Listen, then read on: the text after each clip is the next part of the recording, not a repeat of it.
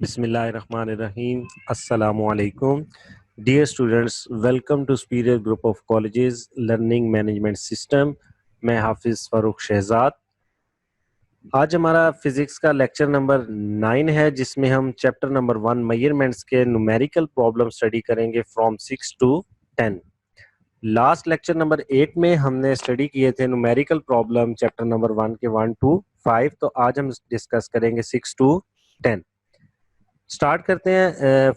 First आज का problem है numerical number 1.6। What are the dimensions and unit of gravitational constant G in formula F is equal to G m1 over r square.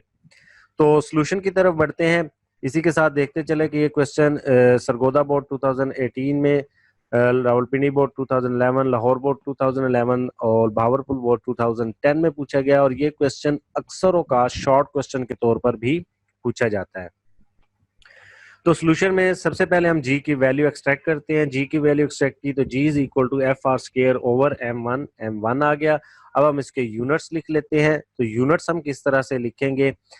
Force के units आ जाएंगे Newton, जो radius है उसके units आ जाएंगे metre square, और mess को दोनों को मल्टीप्लाई करके किलोग्राम स्क्वायर इसके यूनिट्स आ जाएंगे। इसके यूनिट्स कंप्लीट हो जाएंगे। तो अब हम इसकी डायमेंशंस फाइंड आउट कर लेते हैं। डायमेंशन में सबसे पहले फोर्स की डायमेंशन होंगी mlt-2, और रेडियस की डायमेंशन हो जाएंगी लेंथ यानी कि l, और मैस की डायमेंशन हो जाएंगी m। और इसके साथ नेक्स्ट हम पुट करते हैं इसकी डायमेंशन फार्मूला में पुट करेंगे। तो फार्मूला में पुट करने के साथ हमारे पास डायमेंशन बन जाएंगी mlt-2 और l स्क्वायर। तो नीचे हम मैस की डायमेंशन लिखेंगे m स्क्वायर।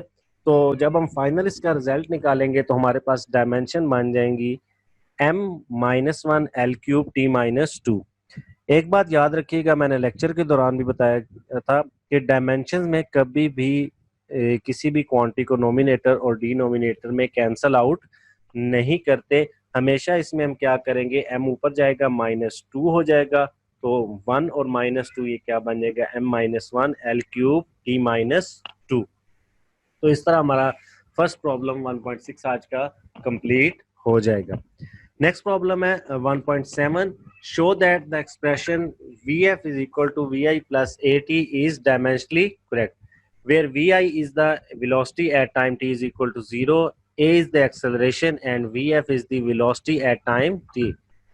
रावलपिंडी बोर्ड में 2018 में और लाहौर बोर्ड में भी 2018 में ये क्वेश्चन पूछा गया। ये क्वेश्चन भी शॉर्ट क्वेश्चन के तौर पर भी पूछा जा सकता है।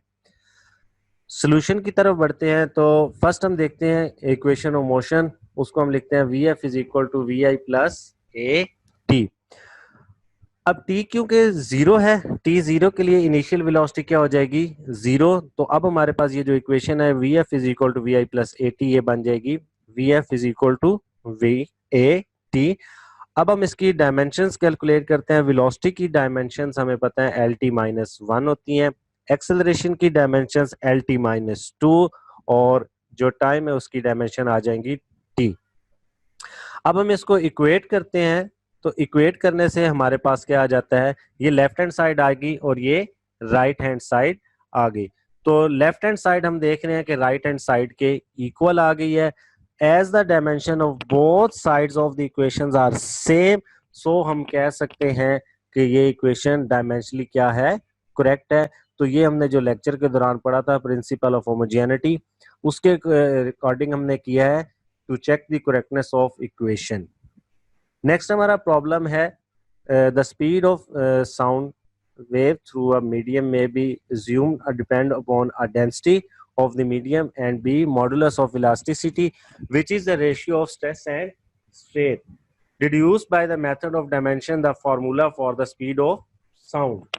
हमने स्पीड ऑफ साउंड का फार्मूला ड्राइव करना है। हमने डायमेंशन एनालिसिस में पढ़ा था, एक यूज पढ़ा था टू ड्राइव द इक्वेशंस। तो हम ड्राइव करते हैं इक्वेशन।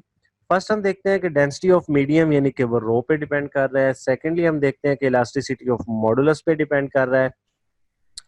अब हम इसका फॉर्मूला जनरली लिखते हैं, लेट्स से कि जो स्पीड ऑफ साउंड है वी वो डायरेक्टली प्रोपोर्शनल है डेंसिटी के, और उसके ऊपर हम एग्ज्यूम कर लेते हैं पावर ए।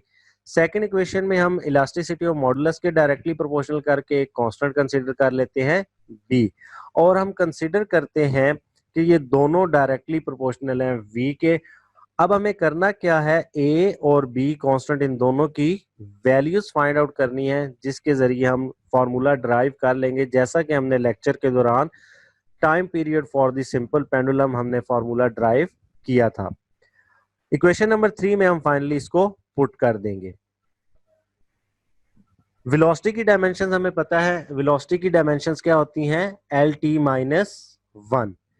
सेकेंडली हम डायमेंशन देखते हैं डेंसिटी की, वो होती है एम एल माइनस 3, और इसी तरह डायमेंशन हम निकालते हैं इलास्टिसिटी ऑफ मॉडुलस की। तो इलास्टिसिटी ऑफ मॉडुलस क्या होता है, एक्चुअली स्ट्रेस ओवर स्ट्रेन। तो पहले हम स्ट्रेस को देखते हैं। स्ट्रेस क्या होता है, स्ट्रेस होता है फोर्स पर यूनिट एरिया। तो फोर्स की dimension M L T minus 2, और एरिया की डायमेंशन आ जाएंगी एल स्क्वायर। तो स्ट्रेस की हम डायमेंशन निकालते हैं, तो स्ट्रेस की हमारे पास डायमेंशन आ जाती है M L minus 1 T minus 2, और स्ट्रेन का हमें पता है strain is a dimensionless because it is the ratio of change of the volume to original volume. Same quantity है, इसलिए इलास्टिसिटी ऑफ मॉडुलस की डायमेंशन वही होंगी जो स्ट्रेस की होंगी। तो इसको हम जब पुट करते हैं इक्वेशन में लेफ्ट हैंड साइड और राइट हैंड साइड पे, तो right hand side left hand side पर हमारे पास थी एल टी माइनस 1 यानी कि वेलोसिटी थी, और राइट हैंड साइड पर हमारे पास डेंसिटी और इलास्टिसिटी ऑफ मॉडुलस थी। अब हम इनके कोफिशिएंट्स को कंपेयर करके ए और बी की वैल्यूज फाइंड आउट कर लेंगे। सबसे पहले लेंथ की वैल्यू को कंपेयर करते हैं, तो लेफ्ट साइड पे देखते हैं एल है तो पावर 1 आ जाएगी। राइट हैंड साइड पर देखते हैं तो यहाँ पर एल है तो माइनस 3 आ जाएगा, और यहाँ पर देखते हैं एल है तो माइनस बी आ जाएगा। तो एल के पावर यहाँ पर क्या आ जाएगी, माइनस 3a माइनस बी, और यहाँ पर हम इक्वेट करते हैं तो हमारे पास इक्वेशन बन जाएगी 1 is equal to minus 3a minus B. Next हम कंपेयर करते हैं टी की वैल्यूज को, तो टी हमारे पास लेफ्ट हैंड साइड पर -1 और राइट हैंड साइड पर टी -2 भी आ जाएगा। तो इक्वेशन को कंपेयर करके हमारे पास एक नई इक्वेशन बन जाएगी -1 इज इक्वल टू -2 बी। तो बी की वैल्यू यहाँ हमारे पास आ जाएगी 1/2। अब कंपेयर कर लेते हैं एम को कंपेयर करेंगे तो हमारे पास आ जाएगा लेफ्ट हैंड साइड पर हमारे पास मैस की क्वांटिटी नहीं है, राइट हैंड साइड पर a माइनस बी आ जाएगा। तो जब इक्वेशन को कंपेयर करेंगे तो हमारे पास आ जाएगा a plus B is equal to 0। तो यहाँ हमारे पास बन जाएगा a is equal to minus B बन जाएगा। तो यहाँ से b की वैल्यू 1/2 आ जाएगी, तो यहाँ से a इज इक्वल टू -1/2 आ जाएगा। तो जब हम दोनों के क्वेश्चन को कंपेयर करेंगे ए और बी की वैल्यूज को, तो हम पुट करेंगे और फाइनल हमारे पास v आ जाएगा कांस्टेंट ऑफ इलास्टिसिटी मॉडुलस आ जाएगा। तो उसको हम इस तरह से लिख सकते हैं। प्रॉब्लम 1.9 है, show that the Einstein equation is equal to MC square is dimensionally correct. Number of times ये क्वेश्चन बोर्ड में शॉर्ट क्वेश्चन में भी और न्यूमेरिकल में भी पूछा जा चुका है, और लेक्चर के दौरान भी हम इसको डिस्कस कर चुके हैं। तो मैं इसको सरसरी सा डिस्कस करूंगा। डायमेंशन ऑफ मास लिखेंगे, डायमेंशन ऑफ वेलोसिटी यानी कि सी स्पीड की लिखेंगे, और इसी तरह हम इसको पुट कर देंगे तो ये वर्क की डायमेंशन आ जाएंगी जो एनर्जी की होंगी।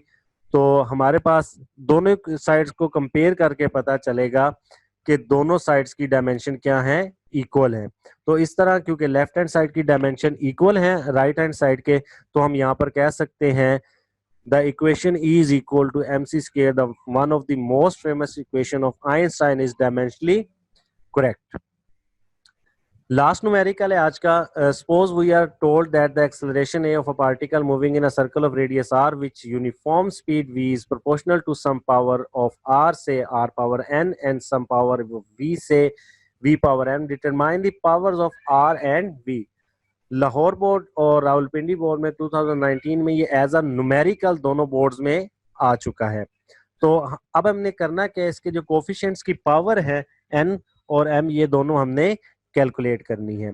सॉल्यूशन की तरफ बढ़ते हैं। एक्सेलरेशन को हमने देखा प्रोपोर्शनल होता है, तो हम कहते हैं लेट्स से कि एक्सेलरेशन r और v की क्या है, प्रोपोर्शनल है। तो प्रीवियस न्यूमेरिकल की तरह हम इसमें से कांस्टेंट निकाल लेंगे। जब कांस्टेंट की वैल्यू निकालेंगे लेफ्ट हैंड साइड पर हमारे पास एक्सेलरेशन है lt-2 और राइट हैंड साइड पर r की डायमेंशन l हो जाएंगी और वेलोसिटी की डायमेंशन lt-1। उसी तरह से हम कोफिशिएंट्स को कंपेयर करेंगे। कोफिशिएंट्स को कंपेयर करेंगे तो लेंथ का कोफिशिएंट जब हम कंपेयर करेंगे तो यहाँ पर l पावर 1 हो जाएगी, राइट हैंड साइड पर n प्लस m हो जाएगी। और t के कोफिशिएंट कंपेयर करेंगे तो हमारे पास -2 और -m हो जाएंगे। अब हम इनके कोफिशिएंट्स को पावर्स को इक्वेट करेंगे तो यहाँ हमारे पास बन जाता है n plus m is equal to 1 for l और -m is equal to -2 for t। तो यहाँ से हमारे पास m की वैल्यू 2 आ जाएगी और जो हम पुट करेंगे तो n plus 2 is equal to 1 तो n is equal to -1। So हमारे पास n की वैल्यू आ जाएगी -1 जो कि रिक्वायर्ड थी और दूसरी हमें रिक्वायर्ड थी m की वैल्यू जो कि हो जाएगी 2। तो यही दो सिर्फ हमने कोफिशिएंट फाइंड आउट करने थे n और m। तो इसको भी हमने प्रिंसिपल ऑफ होमोजेनिटी के अकॉर्डिंग किया है, करेक्टनेस ऑफ इक्वेशन के अकॉर्डिंग।